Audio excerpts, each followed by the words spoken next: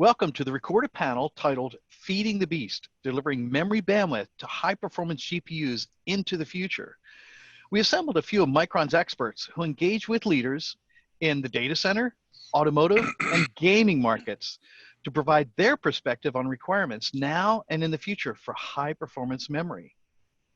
Ralph Ebert, Micron Director of Graphics Market Segment, along with Robert Bilby, Senior Director of Automotive Systems, and Eric Booth, Senior Manager of Business Development for AI in the data center. With the perspective of trends like artificial intelligence, 5G, gaming, I'd like each panel member to introduce themselves and shed some light on the applications they see and how it's being affected and how they will keep that GPU fed now and in the future. So first, for an introduction, Ralph Ebert, please tell us a little bit about yourself, your title, your role, and give a quick perspective on the criteria for selecting maybe memory and graphics with those applications. Thank you, Jay. My name is Ralph Ebert. I'm in charge of the graphics memory business within Micron, and I'm in this business for more than 15 years. Initially, we started engaging with graphics memory, primarily in graphic cards, but also console. And then really GDDR expanded into other segments like professional graphics, which is like workstation for health appliances or professional video processing, but also HPC, which is the heart of AI, and also networking, and nowadays automotive. So the expansion point for GDDR really came with the innovation of GDDR5X, which set the ground for GDDR6, which is today's GDDR standard for card, console, but also professional graphics, HPC, and now also for future automotive. Thanks, Ralph. That's awesome. Appreciate that. And now if I can turn it to Robert Bilby. Can you give a little bit about yourself, Robert, and give us a quick perspective on some key memory applications you see in automotive? Yeah, thank you, Jay, and thank you, Ralph. Yeah, my name is Robert Bilby, and I'm responsible for Micron's system architecture group focused on automotive. I've been looking at the automotive market for 20 plus years from FPGA and ASIC perspective, and now for the last 3-4 years, looking at it from a memory perspective. And definitely the automotive industry has gone through a significant transition to where really semiconductors are providing the really the area of differentiation in the vehicle. So it's not the engine, it's not the transmission, it's really semiconductor and electronics. And one of the biggest trends that we're seeing is really the adoption of artificial intelligence in the automobile. So artificial intelligence provides significantly greater accuracy and capability than traditional computer vision. And this is really the underpinnings of what's driving autonomous driving. So one of the key trends in automotive that has captured the minds and imagination of the masses is really autonomous driving. And this is really driving compute performance, which in turn is really driving significant memory performance. Great, thanks, Robert. That's awesome. And last but not least, I want to introduce you to Eric Booth. Eric, if you can give us a little bit about yourself and a quick perspective on memory trends in AI acceleration from the data center out to the edge servers. Eric? Hi, Jay. Thank you. Yeah, my name is Eric Booth, and I'm a marketing manager focused on the data center, specifically high performance memory for acceleration in the data center. You know, and it's really an exciting time for the data center. There's so many things happening in regards to our customers who are focused on data center. And when I look at the key trends, really the main trend that's impacting the data center today is the explosive growth of data. It's well documented that data is just growing globally at an incredible rate, really doubling every couple of years or so, heading towards 100 zettabytes of data generated in the next couple of years. You know, that's a billion terabytes of data. And you know, this massive growth of data in the data center, it really stresses both the storage and the memory subsystems. And you know, the key algorithms and tools that allow companies to take advantage of this massive amount of data is AI and deep learning. And you know, companies like NVIDIA, they're making incredible innovations on the compute side to enable these applications to process that amount of data. But it's really important to also make sure that the memory is able to have enough density, enough bandwidth, enough performance and features to keep up with the compute. And so Micron is working very closely with these companies to make sure we have the right high performance memory solutions to meet those needs. Thanks, Eric. Thanks, Eric. It's amazing, and if you're watching this this online, you know how Micron is involved in everything from graphics cards, automotive, and AI in the data center, and out to the edge servers. It's amazing the amount of technology and what we're doing. I'd like to ask our participants on this, and I'll start with you, Ralph, on what are some of the trends you're seeing in the graphics and the gaming graphics area? What are some of the trends that you're witnessing and you'd like to share with the audience? Yeah, thanks, Jay. So when talking about the trends, let me first talk about the size of the graphics gaming market. And just to start with, I want to put out there a number. In 2019, I think like 2.5 billion active players spend a combined more than $150 billion for content just by itself. So that's huge. And the next data point is every year more than 50 million game consoles are being sold and more than 70 million GPUs. So that's giant, right? That's every year. And what's driving, what is the trend for this enormous market? From our point of view, it's reality. It's all about reality. So gamers are ever hungry for the virtual real life experience. So they want to have the best visual experience that they can get. And this is driven by continuous increase of screen resolution, 4K today and 8K tomorrow moving forward. But also game consoles or games in general become more and more interactable. So there is augmented reality, virtual reality. This you find spread out all over the place. And then last not least, when you look at the calculation models, the algorithms of these cards, it's all built to make the virtual reality more and more realistic. And all this is basically, it's a requirement by the consumer and companies engaging in this market competing to deliver the best possible experience. And this is what's driving the requirements. Great, thank you, Ralph. So I heard gaming market is huge and exploding, and what the people want that are paying all this money for gaming is they want to make it as real as possible. So that's good feedback. Turning to Robert, you know, looking at in automotive, you know, where are you seeing? What are the trends and the applications that you see are driving memory and trying to keep feed the beast? Yeah, no, that was those were some amazing stats, Ralph. I was surprised to hear how large the market was for content sales. So that's amazing stuff. So from automotive, the biggest focus right now, that, like I mentioned earlier, that's garnering a lot of attention is really in the area of self-driving vehicles. And there's great benefits that come from self-driving vehicles in terms of giving the freedom to people that couldn't possibly drive, elderly and such.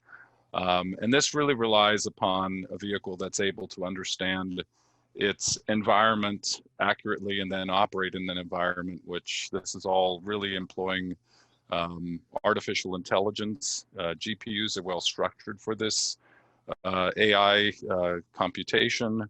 But what we're seeing today is that level 4, level 5 autonomous driving is really demanding multi-hundred teraops worth of compute performance, north of 600 teraops of compute performance, which ultimately then requires terabytes per second worth of memory bandwidth to keep that beast fed.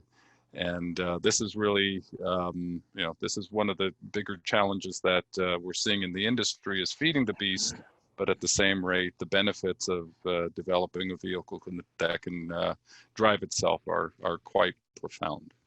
Wow.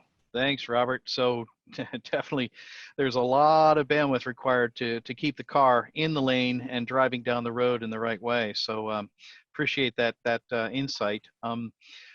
Last but not least, Eric, you talked a little bit about some of the trends and what's happening in the data center, from data center out to edge servers. Maybe you can give us a little bit of feedback on some of the applications and how that breaks up. I mean, is it the same in the data center and at the edge? How does that work? Yeah, thanks, Jay. One of the things about the data center is it needs to support a very diverse set of applications and workloads. Whether it's high performance computing, general computing, more database focused applications, or also, like you mentioned, some of the edge applications that live a little bit closer to the users. These all have very different hardware requirements. And so what we're seeing in the data center is, kind of a trend that we call heterogeneous compute. And this is different types of accelerators to accelerate different types of applications. Some of these accelerators might be using GPUs. They may be using FPGAs, domain-specific or application-specific ASICs. All of these tailored for specific, accelerating specific types of workloads. And as far as the trends in memory, what this leads to is demand for various types of memory. Where in the past, the workhorse of memory in the data center was standard DDR. Now, if you look in a data center, you'll see still quite a bit of DDR memory, but you may see graphics memory used for different types of acceleration, AI, media transcoding, network acceleration. There's high performance, high bandwidth memory that's used for those very bandwidth hungry applications. And there's even some hardware that's leveraging low power DDR that typically you would see in a tablet or a smartphone being used for some of those more TCO, sensitive, more low power focused kind of edge applications. So we're seeing a lot of new types of memory being utilized in the data center like we've never seen before. Awesome. Thanks, Eric. Wow. I tell you, for the data center, it sounds like you've got to use a whole bunch of different things depending upon the application you're going to do. Either low power DDR, GDDR, HBM, all of that could happen for certain applications in the data center. That's great. Well, we've talked a little bit about the trends. We've talked a little bit about the applications. And now I'd just like to go one more level into the details start with you, Ralph. When you look at and you're talking to a system architect and you're talking about the high level requirements, what are some of the criteria that he might be using to select the right memory or the requirements that are driving his selection when you're talking to these system architects for gaming and graphics? Sure, Jay. This is a good question. It's not the easiest one to answer, but let me try. So first off, like I tried to explain, for gaming, really, what are people interested in? What is driving them? And they want the virtual real life experience. So in order to make this experience come true, there's a requirement for increasing bandwidth support, and it needs to stay affordable. So this is all that it is about, right? And if you look at it, in the high-end graphic cards, they tripled their system bandwidth between 2012 and 19, and it's always been gated by memory bandwidth innovations. So then came GDDR6 and has proven that a discrete packaged memory at a very high performance is basically inevitable for consumer type applications like card and consoles. So how do you select the memory? Basically, what you're looking for is the leading edge performance at best cost. And so when you look at like consumer type application, they change every 6 to 9 months. There is a new card being launched. So you need an ease of implementation at competitive cost, and all this basically at the highest performance that you can get. And this is what's driving it. And this is always what we try to base our innovations off, that we can deliver and meet these kind of criteria. So performance at best cost. Wow, performance and cost. So for gaming, those are two fairly important things. Robert, when you look at automotive, what are some of the requirements and maybe the criteria? If you were talking to a system architect, what are you telling him to guide him to the right solution for an automotive application? Yeah, Jay, great question. This is another one that it's not obvious, and it's a difficult one to answer because it's going to depend on the OEM or tier one as to what area they're focusing on. But what's clear is that some of the higher levels of autonomous driving are pushing compute performance to levels that have never been seen before, not only in embedded world, but just in general in the automotive for sure. And so bandwidth becomes a very, very important aspect.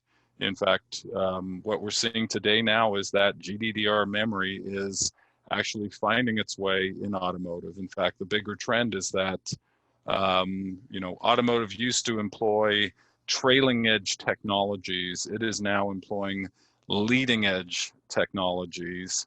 In fact, the industry is acquiescing to the fact that automotive of all application areas is now starting to drive the requirements of memory. And it's not just the performance requirements, it's also the reliability, the safety, as well as the delivery. You need to be able to support memory for 10 plus years in the automotive industry, ideally 20 years. And it needs to have the highest quality and highest reliability. So it is one of the most demanding applications of all applications.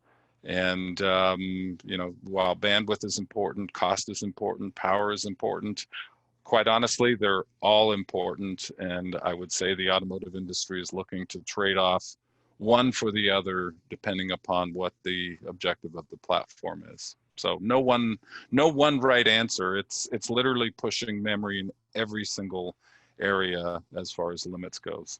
Wow, Robert, that's pretty impressive. So for automotive, it needs all of those: power, performance, reliability, and so forth. And what I heard you say too is that where defining memory architectures for automotive used to be maybe more of a passenger seat, now automotive is driving more of that into the future. So that's good to know and good to understand.